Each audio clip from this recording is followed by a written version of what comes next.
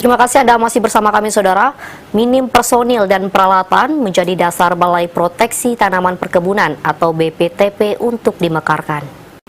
Terlebih luas, wilayah se-Kalimantan membuat efektivitas kerja terbatas dalam upaya pemulihan ekonomi nasional atau PEN.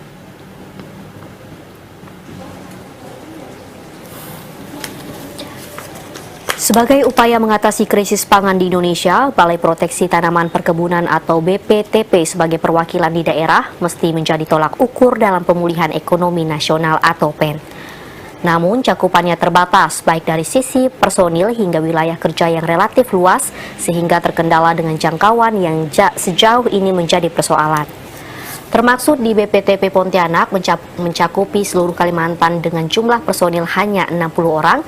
Menyikapi hal ini, Inspektorat Jenderal Iljen Kementerian Pertanian Republik Indonesia, Jan Samuel meringkas melakukan inspeksi dan mendorong BPTP Pontianak untuk dimekarkan per provinsi. Hal ini dilakukan agar dapat mengoptimalkan kinerja baik dari sisi personil serta peralatan untuk dapat menjangkau seluruh wilayah secara merata. Selain itu, langkah ini dilakukan sebagai upaya menyikapi krisis pangan serta untuk pemenuhan PEN. Di Kalbar diharapkan mampu memberikan kontribusi bagi pemerintah atas komoditi yang dimiliki karena dinilai potensial bagi pertumbuhan ekonomi ke depannya. Kita melihat bahwa Indonesia menghadapi krisis pangan, ini bukan hanya Indonesia, bahwa dunia.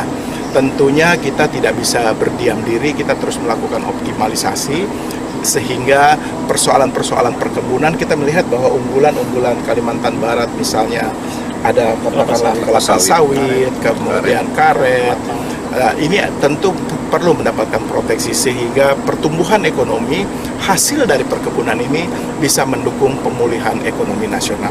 Itu yang kita harapkan. Jan Samuel Meringka mengungkapkan pihaknya juga mengawasi komoditas perkebunan, termaksud mencegah serangan penyakit perkebunan agar dapat dikendalikan sehingga mendapatkan produksi pangan berkualitas.